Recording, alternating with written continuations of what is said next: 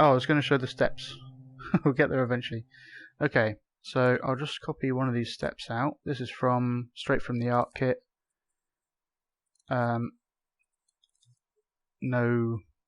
remixedness on this one. Let's do that. Okay, so so I did the usual like multi-clone thing where actually it's a good idea to be able to see both ends. Did that a load of times. I had to do this a few times to figure out if RTO could run up it okay. To get these distances right. But yeah, you do that.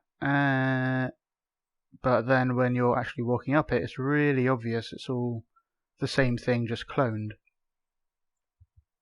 So if I grab one of those, I'll just group that like that. It's really cool. There are like different sides to it. It's pretty cool. But none of them look like a step.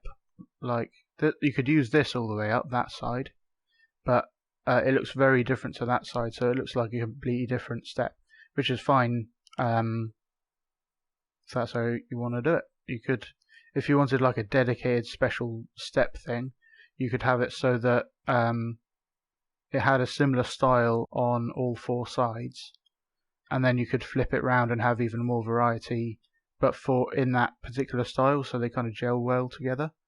But this is more for like general purpose, like now it's a wall, and now it's a stone, footpath, and now it's a swirly bit. So that's just fine. So there are different ways of making it less obvious. One is to flip it. So now it has the same style because it doesn't have the same style on the other side. So then you can make some of them flip around. You can also turn them around like that. So there are two ways if you just have one side to work with to make it look visually different.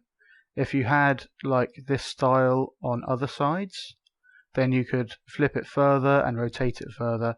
Like way back in the day, they showed how you could have a cube and have each side be a bit different, and then you can use that and just flip different ones and rotate different ones, and you just have like loads of options, and they could all look very different.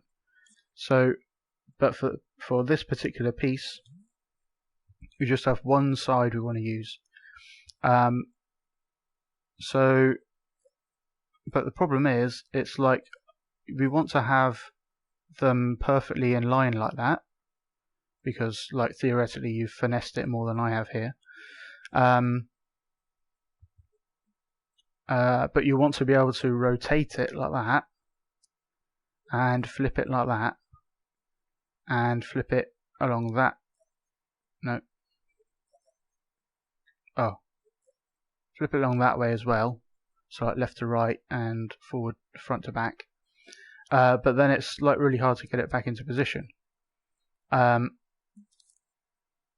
way I just had an idea of how I could do it even easier, but the way I did it for this level was I used a grid and aligned it to that particular step.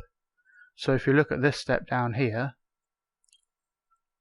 that's like straight or whatever, but this one up here is curved. Let's delete that.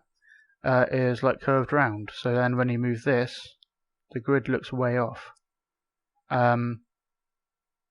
So I just adjusted the grid when I was working on the next step, and then I flipped it and used that green dot in case it moved, or I can rotate it round. Probably using the sticks is easier, and then moving it back. And I did that for all of them. Just I started with just yeah. See, the problem is if the if the grid isn't the right thing, you can go like real weird like that. So you need to align it with L1 and triangle, and then flip it, and then it stays on that grid and stays in the orientation you want it to be in. So I basically just flipped every other step, and then I rotated random ones, and that's how I got something like this, where it gives the illusion of it being lots of like separate sculpted handmade pieces.